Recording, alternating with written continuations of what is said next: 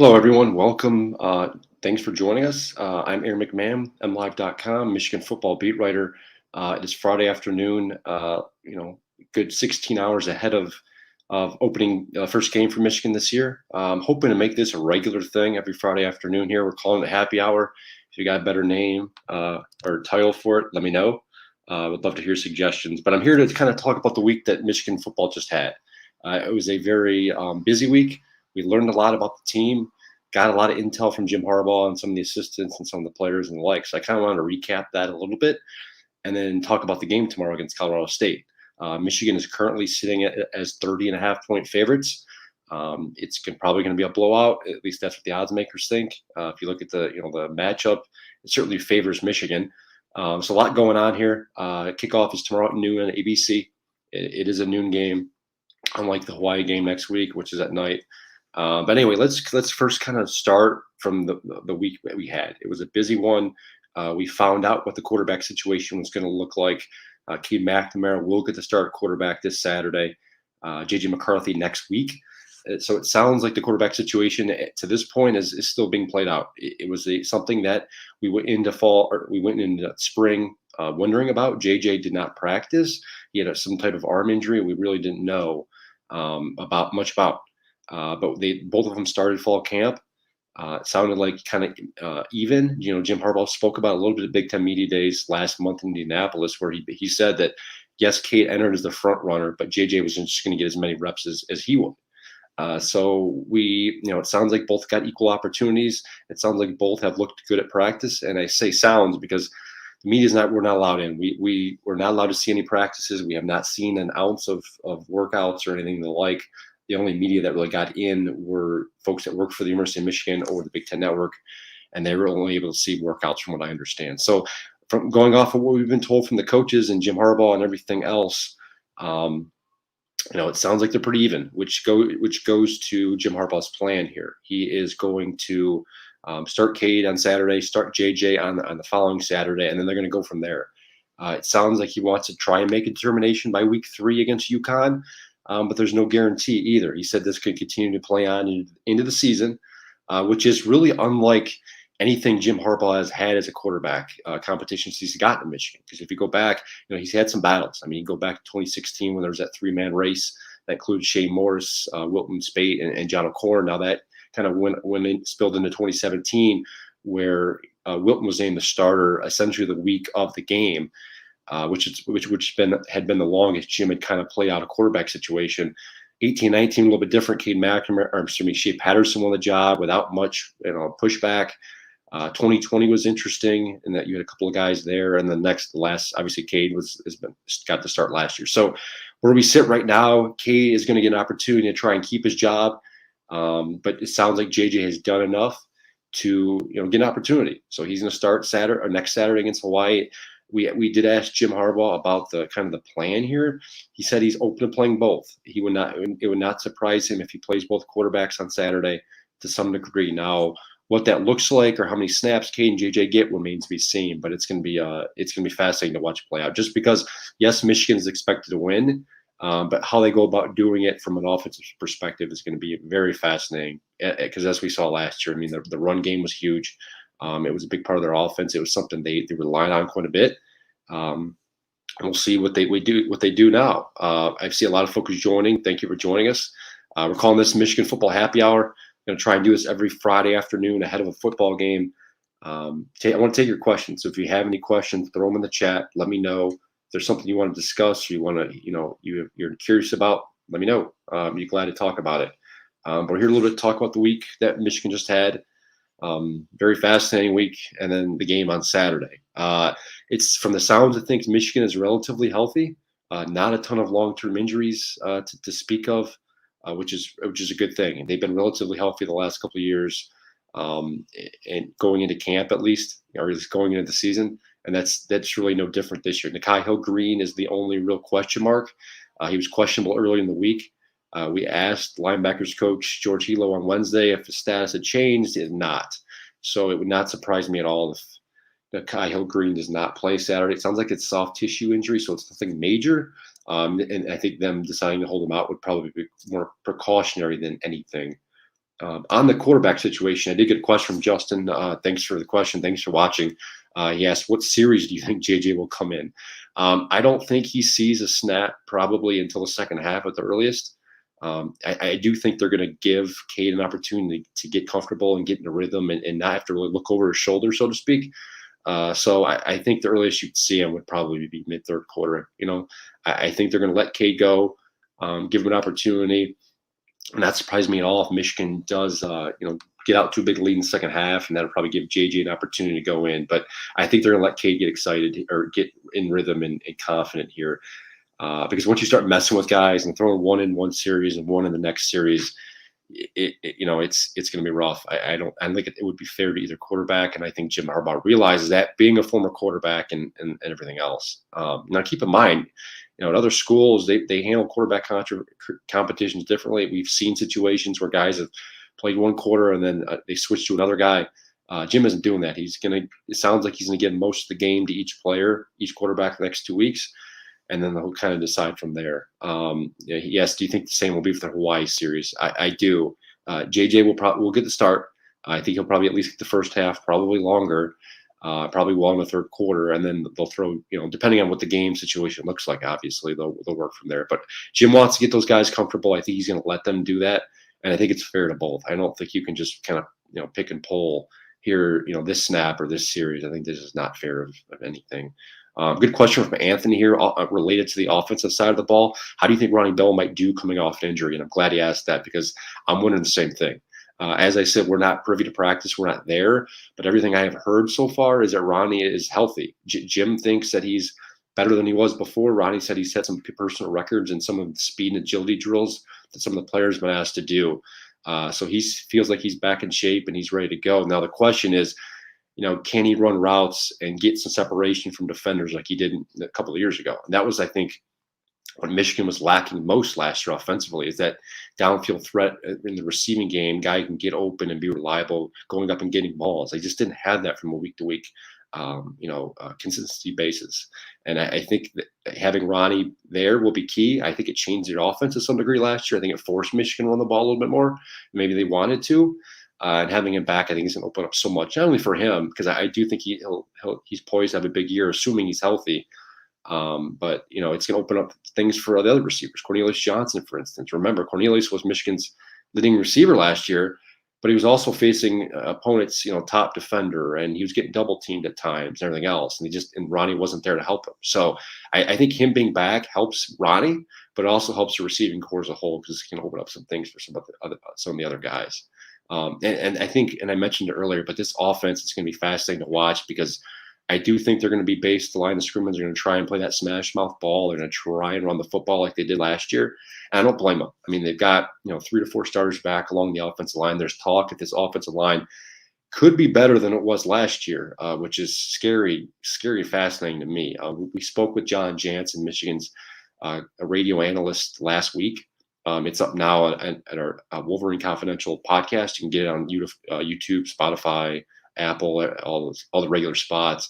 But we asked John about the offensive line. He genuinely believes it could be better than it was last year, and we've heard that from most other folks too. So, given the fact that the offensive line is back, they got Blake Corum back. They're going to try to run the football. There's no doubt about it. But they're really going to be missing that in between the tackle running back that Hassan Haskins was.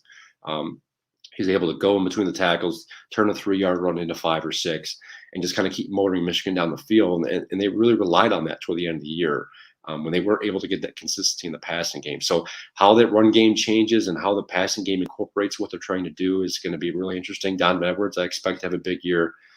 He's especially in the passing game. I think we saw a little bit of what he could do last year, but I suspect Michigan can get him more involved this fall. Let's switch over to the defensive side of the ball for a little bit. I know there's a lot of question marks with Aiden Hutchinson gone, David Ajabo gone, no Daxton Hill. They're missing a lot of leadership and a lot of talent on that side of the ball. A lot of run product guys that get to the quarterback and get sacks. That's obviously the question. How do they do that? How do they make up for it? The reality of the situation is I don't think they're going to be able to. And the coaches are honest about it. That I think they know that they're not going to get the production that Aiden brought and David Ajabo got. at least from those two individuals. So I think they're going to try and get more guys involved. Look for a Jalen Harrell to get more playing time. They're expecting big things from Mike Morris. So I'm really curious to see how that goes. I just the production I just don't think is going to be there. But the one player to watch on at least the front side of the ball on the defensive side, Junior Colson, the linebacker. I mean, he played as a true freshman last year. He's going to get the start again this year at middle linebacker. He's poised, I think, for a big year. If there's anyone that maybe leads Michigan in sacks or pressures, whatever the case may be, he's got a real opportunity. He's got good speed and burst. He's got good size. He's really bulked up in the last 12 to 18 months. So I'm looking for big things from him. But I really think the strength of this Michigan defense could be the secondary. They've got, 3 starters back, depending on what your definition, I guess, of a starter is. They've got some talent back there. They've got depth, and I think that's going to be the key for this group. I think would not be surprised if Michigan plays a lot of nickel packages where they play 5 defensive back players, just because I think they're going to dare people to throw the football, and I think the impetus this offseason has been to force turnovers. We spoke to Steve Klingscale, Michigan's co-defensive coordinator and defensive backs coach, and he told the guys, we need more turnovers, we need to force more turnovers, and that's, I think, the MO this year, because the production isn't likely going to be there up front. They're going to have to get in the back end. So I think this secondary has a chance to be very good. Obviously, the success in the secondary hinges somewhat on the guys up front. They're going to have to get some pressure on the quarterback and force stuff to happen, because you saw what happened back in 2020, the COVID year, where Michigan really struggled defensively. They couldn't get pass rush, and it really affected the secondary. Those guys were a little bit younger and inexperienced than the guys are now, so I think that bodes well. But they really need this defense to kind of click in all cylinders for, I think, them to get to the level they were last year. Some comments here for those of you joining us. Thanks for joining us. This is Michigan football. I'm calling it happy hour. It's the first time we've kind of tried this the day before a game. I'm going to try and do it every Friday afternoon here on Facebook and YouTube, wherever you're watching. Just click the like button and look for it every Friday afternoon around 4 o'clock.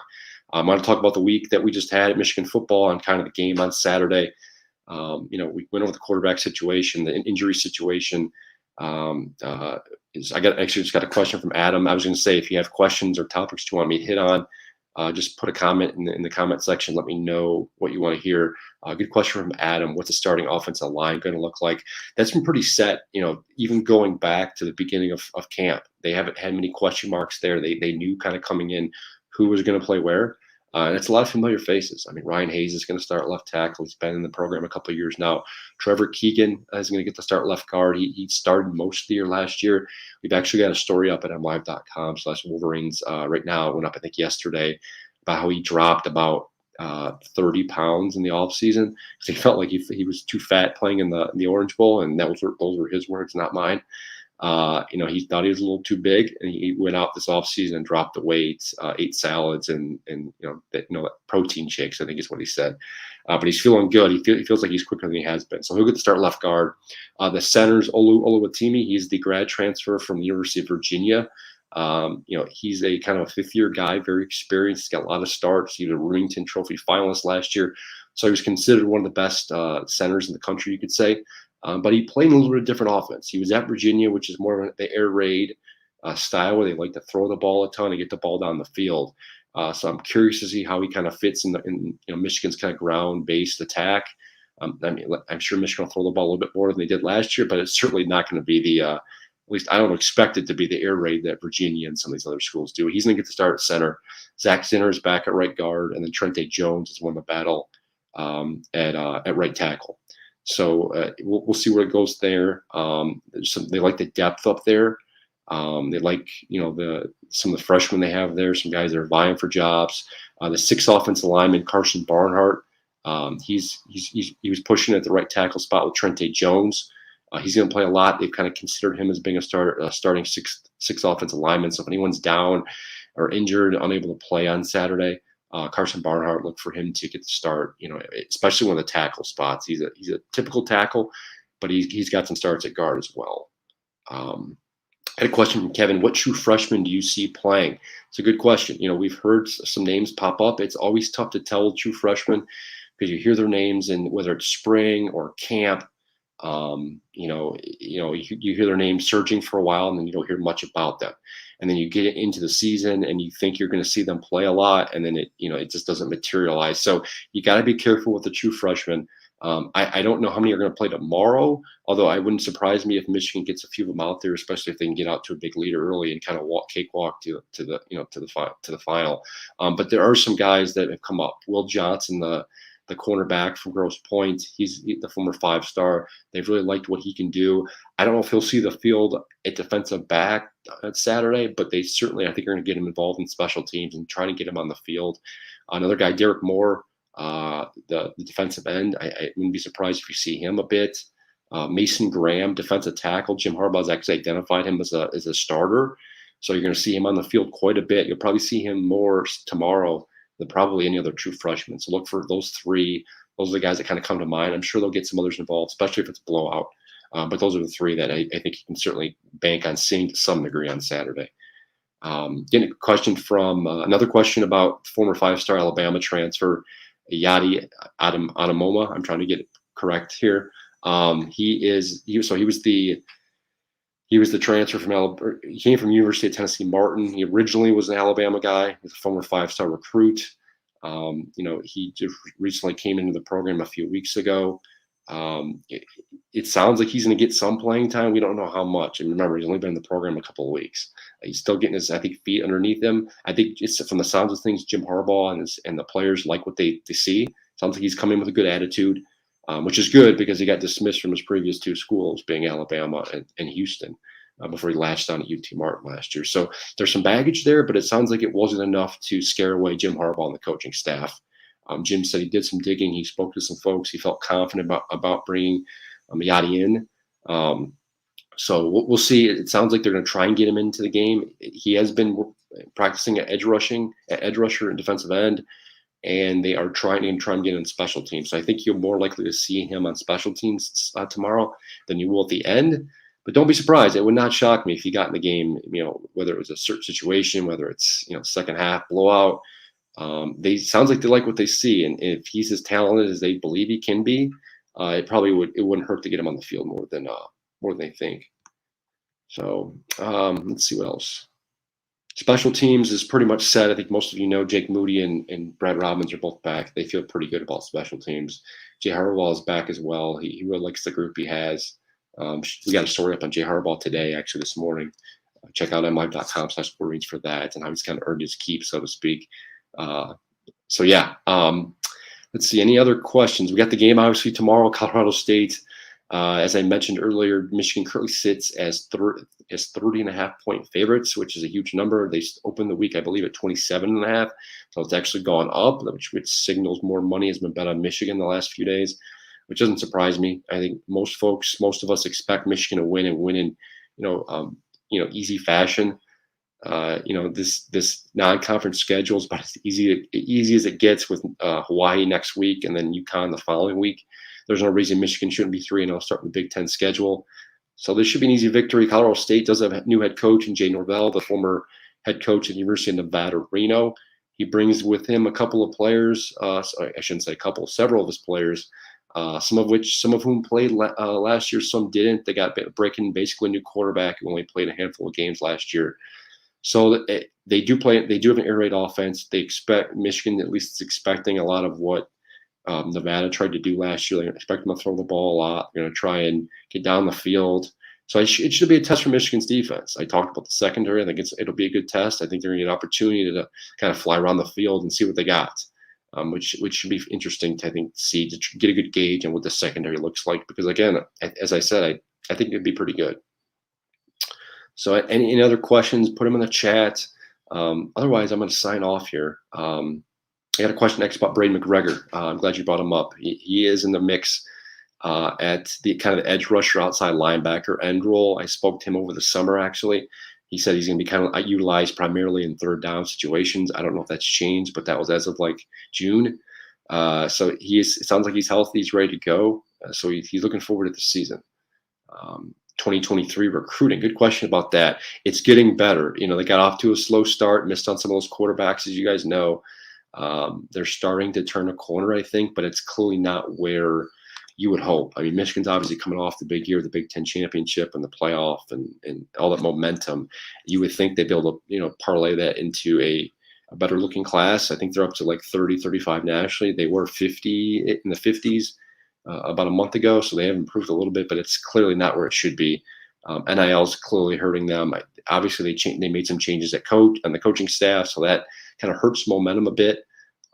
So we'll see. I think they can still probably finish in the top 20, 25 if they push here, but it's going to take some work. So we'll see. NIL is clearly hurting, and Michigan's not the one that's been affected either. So we'll see. They've got several months. You'll probably see a rush of guys commit. Next, end of October, early November, ahead of the early signing period. But they got some time. I think a couple of things that can cure that a little bit are winning, obviously, and having good environments and improving NIL programs. And Michigan's trying to do that. We'll see what type of impact it has. But anyway, I'm going to sign off here, folks. Thank you for watching. As I said, this is the first kind of thing we decided to do, first happy hour of the season. I'm hoping to make this a regular Friday thing. If you would like that, let us know. The feedback is good. So thank you for watching. Keep it locked in on live.com/Wolverines for all your Michigan football coverage. And I will talk to you after the game on Saturday, and I will talk to you guys next week. Thanks for watching.